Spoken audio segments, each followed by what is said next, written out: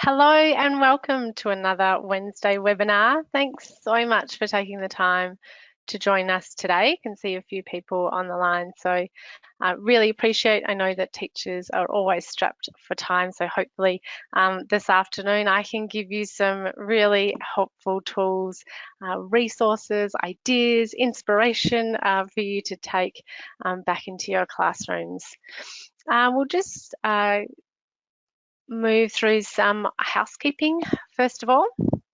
So if anyone would like to ask a question, there's a question pane just on your right hand side. So the little speech bubble there with the question mark, if you click on that, it'll open up the question pane for you. So by all means, pop a question in there. I'll try and monitor that throughout the webinar. I am just on moderating myself today, so I might get a little distracted as I get underway with the resource that we'll be presenting today. But I will try and remember to keep checking. In any case, there will be time for questions at the end as well. So look, hopefully you can all see my screen properly and that you can hear me loud and clear. And I will also remind everybody that you can earn a certificate for PD hours. The best way to do that would be to log into training.smarttech.com, and after this particular presentation, we will upload it to that website there, training.smarttech.com, and there'll be a YouTube clip. Just go to the end of the YouTube clip for those that are online today, and you'll be able to get your certificate. So Kendall will be doing that probably check back in early next week to get your certificate. And those that are watching the recording, sit back, enjoy the recording, and that will pop up for you at the end of the clip. So for those of you that haven't been introduced to me before or been on one of my webinars, I'm Molly Turner and I work for Smart Tech, but my background is in teaching. So I was a teacher for 15 years and I worked across all different sectors. I worked across the primary and the secondary, mostly in a secondary setting, and my areas were French and English, and I became a certified smart trainer because I was actually really excited about the technology. Little daggy, I know, but I wanted to share that with other teachers. So I became a certified educator about 3 years ago, and I would support schools and provide training to schools. And midway through last year, in May, I have jumped on the team at Smart, which has been really awesome. So look, you can contact me at mollyturner@smarttech.com. Follow me on Instagram at mollysmartau, and that's also my hellosmart.com, my teacher number, which I'll get you guys to join in a minute.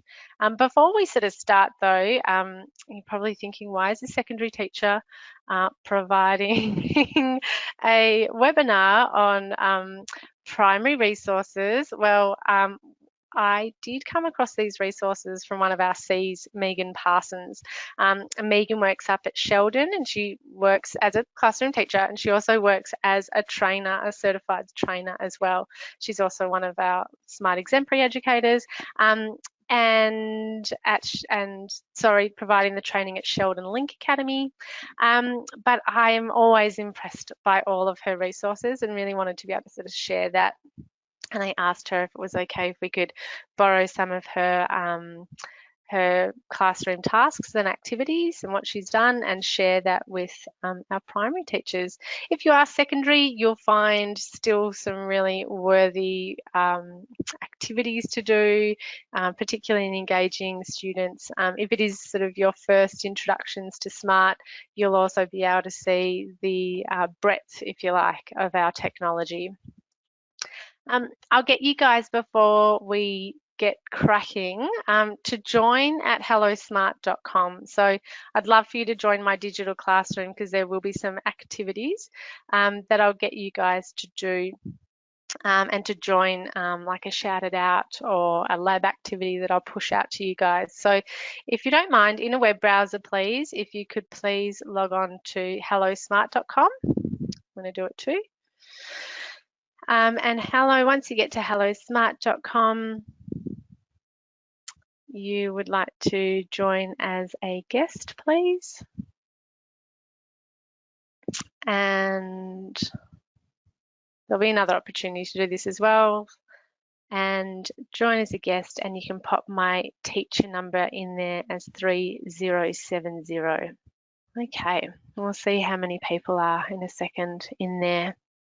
Great. Well, today, guys, look, really the purpose was to realise the power of Smart Solution to enhance classroom practice in a lower primary setting. So that is really our focus. But like I said, a lot of what we'll go through today is definitely transferable across all year levels. The process that we'll go through today is to provide an interactive experience with features of Smart Learning Suite to develop engaging and interactive lessons or sequences of lessons. And your payoff will hopefully that I've inspired you, and I'll inspire new and innovative ideas and approaches in your teaching and learning. Okie doke. So let's get into it. I've got this slide here which Megan has provided, which I thought would be really great to show. And that is because I know that some of you are really familiar with Smart and that you have used the software and you know all of these, you know our toolbar quite intimately. But for those of you that are new, I just wanted to do some call outs here in terms of, you know, how to find things. So by all means, you will see that our icons are really quite obvious. So if you're very new to the software, touch on it and see what it does and go for an explore. But here's some here's some guidance for you, is what I'm trying to get at. So what you'll see as well is that you have a settings cog up the top here. So what you might find is that your top toolbar looks really quite different to mine. And that's only because I've gone into settings. So if I hit on settings, it will bring up my different tools available to me. And you can see that there's a whole range there. So if there are some particular tools that, like if you're a maths teacher and you're really using your protractor all the time, you might just want to select on Insert Protractor and drag it up to the top toolbar, pop it in the middle there and wait for it to highlight in blue, and then I can drop it in, and that's a way that you can customize your toolbar. So for the littlies, it's really important. Sometimes, you know, well, how do students reach the toolbar up the top there? And right underneath this little cog settings that we've got here is an arrow to move that toolbar. So you might find that incredibly helpful, and we can pop it down the bottom here because really we do want the students to be interacting and using the software as well as much as possible. So that's just a nifty little hand there. Look, I've got a hand up from someone. I think people just needed sorry to just take a moment. The Hello Smart is going to come up again. I think in a couple of slides, I'll get people to have a look. Okay. So here we are here. I'll get you back into, if you haven't already joined, here's also another way. So one of the activities that has been really successful for Megan and other teachers at Sheldon College is using this shouted out activity. And the way that they use it is to really, I suppose, give students a task when they first come in. So this is really effective like in a lower primary, so perhaps kindy, and it might be those first few weeks in kindy when students are coming in and they're feeling quite overwhelmed with they might be really overwhelmed with sort of separation anxiety.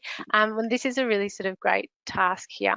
So guys, if you haven't joined already and you are on the line, and you could also sort of have a go here. So this is, if you're in a web browser, just pop in hellosmart.com. So no spaces, and best to put it in a web browser, not a Google search. So hellosmart.com, and then you can join as a guest and pop in my teacher number. which is 3070. So I can see a few more students have connected. Great. So this particular activity here is a way of students of checking in. So the way that they can do that, and I'll start the activity now for you, is to, all kids know how to take a selfie. So of this particular classroom, we're lucky enough to have, they had an iPad that the kids would come up to, and they'd come into the classroom and they would take a selfie and then take a picture of who brought them. And it's a really nice sort of task for them to in checking in. Sorry, I'm a little distracted. My son's just come home. Okay. So here we go. I'm here today. So I'm going to take a photo of me here today, and I can send it to the board. So I've just taken a I'm here today, send a response. Hopefully you'll see my picture coming up soon.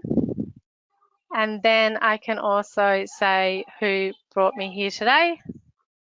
And I might even go in and take, I should do it the other way around actually. Here's my little girl. I'll send a picture of her.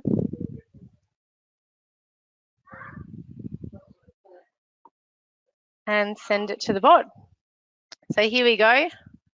Here's my little girl, Billy. So she'd take a picture of herself. I'm here today, and this is who brought me here. It's a really kind of great activity to have the students sort of connecting, using the technology, distracting them a little bit from, having to separate. Just hold on a second. I'm just going to mute for a sec and let my kid know he's making a lot of noise. Okay.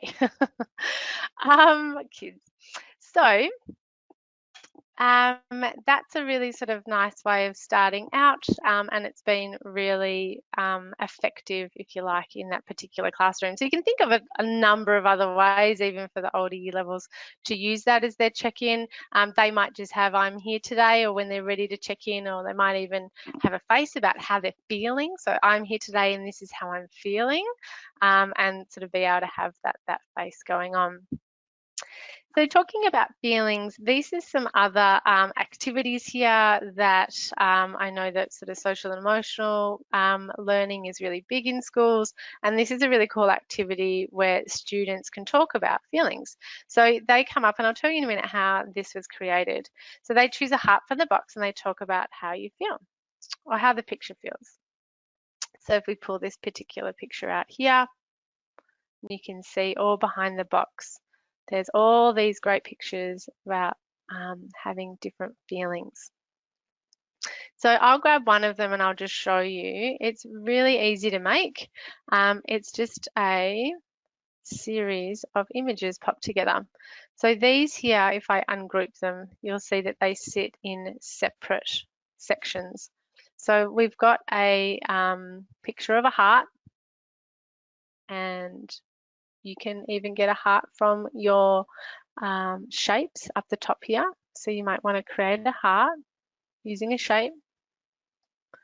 And then you could create a line using your lines up here. Just go back to line. Here we go. Create a line. And then if I selected all of that, I can group it together. So either Control G for group, or my drop down box gives me my grouping, and then that all sits as one. So of course you can color the line, you can do a different shape if you like, and then this particular image has just been pulled in, dragged and dropped from the internet, and again it's just grouped. Once it's all grouped together, we just order it to the back. So send to the back. And that means that it will sit behind the box, and the box has been created. I just unlock that. This is a box that we've got, again, just an image from either the gallery on the running down here on the side menu, or we could drag and drop an image in from, say, Google Images or anything like that. But this particular box here, we would send to the front. Bring to the front. So then the box will sit over the top of all of those images, and obviously you'll just need to line up so all the images are hidden really well. So they're just ways that you can create your own interactive activities. There are some other really cool ones as well, where we can sort of set up our own lab activities for students to be able to interact with. So we're going to have a look at lab a little bit further on, but just for now we might sort of skip to this little one here. So another example that is used quite often in, and look, I used these dice in this particular context with my high school French class as well. Often asking students to come up with their own content can be more challenging than the task itself. So we could use things like the interactive dice to help support them. So this is a really fun game we could just do as a writing activity. And the students roll up the dice and they get their character and they roll the settings dice. That's not a very fun story. Get on a boat, on a boat. Oh, there you go. It really wants me to do in the forest. So we could tell a story about a snake in a forest. So for those of you that don't know, those interactive dice you find in the gallery. So that's just the menu bar running down the side. And I would go to my search and I'd search dice. Oops. I will just select all that and select dice and hit search. So the options that come up, I will get static dice, but I'll get these dice that are called interactive and multimedia, and they're the dice that I want, and they're great. They're one of our lasting, most popular sort of tools. And what I've done here, if I can bring out the dice, with these particular dice is just that we've popped in pictures over the top of what we know as the traditional dice. So in order to do that, I just hit on the settings, I go to custom, and then I can customize and pop in little images. So those images you could have, for example, if we go back here, you might be doing animals. And we have a look at a picture of a dog. We can find a picture of a dog, this dog here. We could bring that out. Now this one, I'll show you, I've got a couple of things highlighted, is I just drag and drop it and I hover it over the top of the picture and then I drop it in. So just give it a second and then it'll drop in. So then you can fill up the rest of the dice there with your images. So that's also, and you can, I imagine you're sitting there thinking of other really cool creative ways to use that. And we'll come, I've got some examples of obviously using it within a numeracy class as well. All right, we'll just move on now to, we've got Magic Pen. Now, I know a lot of you have sort of seen this before, but for those of you that are new, I just wanted to show it again because it's a really cool tool in really allowing students to either interact with the board themselves, also to ensure that you can really target the focus, okay? So if I select on my pen selection up here, and I don't know why that's come up. If I select on my pens up the top there and I get the pen come up and I scroll all the way down, I've got this really cool tool called the Magic Pen. If I draw a circle with the Magic Pen, I just have to do that again. If I draw a circle with the Magic Pen, it will give me a spotlight. Oh, that wasn't a good one. I'm on my computer, not on a board. So you'll see though that the ink will disappear. So Magic Pen also has disappearing ink, so you can imagine really great for things like spelling or labeling. But what I want to do in this particular example here is I want to draw a circle. I don't know why that keeps saying unlock. Cool. Okay, my right click is not really working. Okay, folks. Always happens in the webinar, doesn't it? Here we go, Magic Pen, and draw a circle. Cool. There's going to be a tiny little spotlight that's come up, but what I can do is I can grab it closer to the line to make it bigger. And if I just go from further away from the line, I can move it around. This is a really great example of, okay, well, find the examples of intertextuality in Into the Forest by Anthony Brown. So the students can move through trying to find all those examples of intertextuality. So there's a great example there of the shoe, and you can talk about, well, what fairy tale is the shoe from, or the candlestick. and they can move around the page and discover all of the things on the page. So that's a really cool tool. While I'm here in Magic Pen, if you wanted to as well, you could make a rectangle and it come out as a magnifying glass. That's not going to happen because I went too far. So give that a go when you're on your board. Do a triangle, not a triangle, a rectangle, and then you'll see as well, you get a magnifying glass. Cool. So this particular lab activity here, Megan has used to do the alphabet. So I'll just show you. So it's a flip out, and why this is a really good one to show is because it takes it a little bit beyond just having a series of flashcards. We've kind of got this little game created here where we can turn over a card and then find a new card as well. So there are some really great examples of perhaps you have a series of synonyms, or perhaps you have numbers that you're using, so you're not limited in what you've got on your flashcards. So guys, I'll show you. So if I had N there, we went through all the N words. What starts with N, nanny, all the things that you can think of. We can pop it on the discard pile and we can flip over a new one. So for those of you that aren't familiar with SmartLab and our all our templates of games that you can create, you can find them in your little space invader that you've got up the top there. So that little icon, if you click on it, it opens up your arcade of games, and that you're able to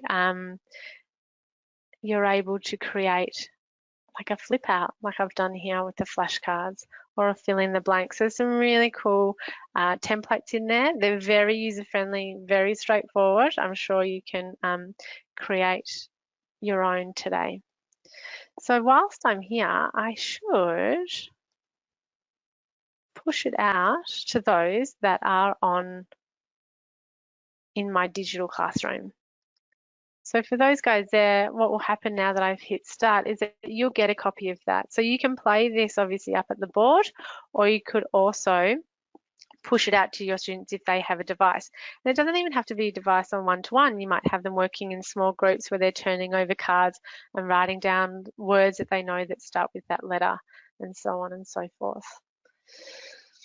So have a little play with that for those of you that are in there and have been pushed out that resource, and also for those of you that haven't and you're looking here, I'll show you how to create that. So if I just hit on the little pen button, I've gone into my edit mode, and you can see that all you'll need to do for this particular one here is actually Megan's created this one, and she has put all the little monsters. So I'm not sure if you know about our smart monsters, but they're really fun and engaging, particularly for the younger year levels. And we can send out a link to our monsters, but they all have like a learning disposition, like creativity or adaptability, all these really cool skills and dispositions that we try and foster in our students. And then, so facing up, she's popped the monsters, and facing down, she'll pop the alphabet. And then she's just hit next.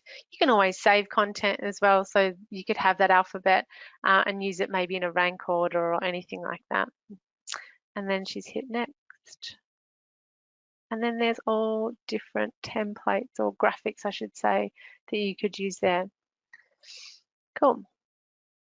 So these are just really sort of simple tasks, but really effective as well. Another really effective tool to use in the classrooms, and this is really tapping into fostering creativity, which is one of our 21st century skills that we're always trying to foster within our students. But it's great when they can start producing content that they can interact with as well. So these are really cool examples of student artwork that have just been popped in to a notebook, and then they can use them to create something like a digital narrative, if you like. So all their artwork that they've done, the teacher has taken a picture of it and saved it to their desktop, and they just insert it. So you can insert straight from a scanner if your panel happens to be attached to a scanner, or you can add a picture, and you can browse obviously your desktop to find that picture. and it gets popped in there. Oh, look, I can even put Stephen Heppel in there. So once the students put their artwork in there, what you might want to do as well is to set the image transparency. So if we set the image transparency, this might not have been the best example, the character is a little bit more sort of like a character rather than a picture sitting on a sticker background. So we can use those images there to create some narratives or digital narratives by using the smart recorder up here.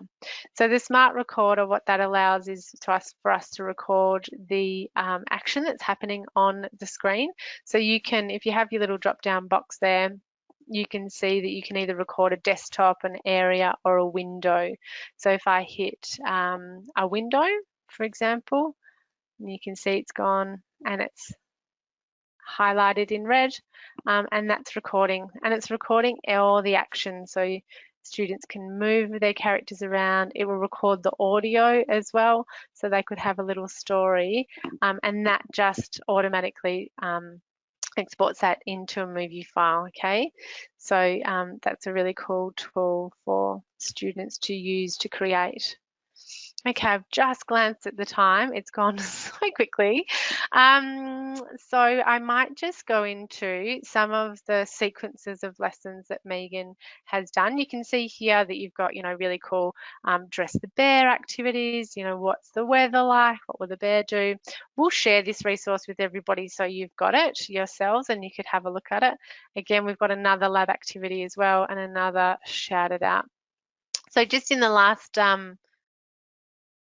few minutes, I'll just quickly sort of go through some of the lesson sequences that that Megan has done in her class. So they've looked at the life cycle of a chicken, and they've done really cool stuff here, like obviously take photos to be able to of the work that they've been doing, adding links too. So again, that drop down box, I've got a link here and I can add a website. So a website's been added so students can come in and click on the web on the site and it will take them through some interactive activities. And then running alongside that as well, so the next series here, oops, I'll just close that, will be a YouTube. So there's also a YouTube add-on that we've got, which will teachers will love, because my YouTubes, if I put them in from here, they won't have the ads and they won't play the next one in line. And it's just from the puzzle piece that you've got running along the side there, and you can hit search and search for any content. It's a safe search, so no explicit content's ever going to come up. So that's part of the unit there that Megan's got. And then this really cool activity that she's created here using the infinite cloner. So the students are asked to pop 4 eggs in each of the baskets, and then they can use this obviously as a counting or numeracy activity. So the infinite cloner, I'll just show you. If I pull the picture in, I might want to set the image transparency, and I hit the drop down box, and then it will have infinite cloner. So that's a really cool tool, again, that teachers are using all the time in their programs. What can I show you as well in the last few minutes, I think?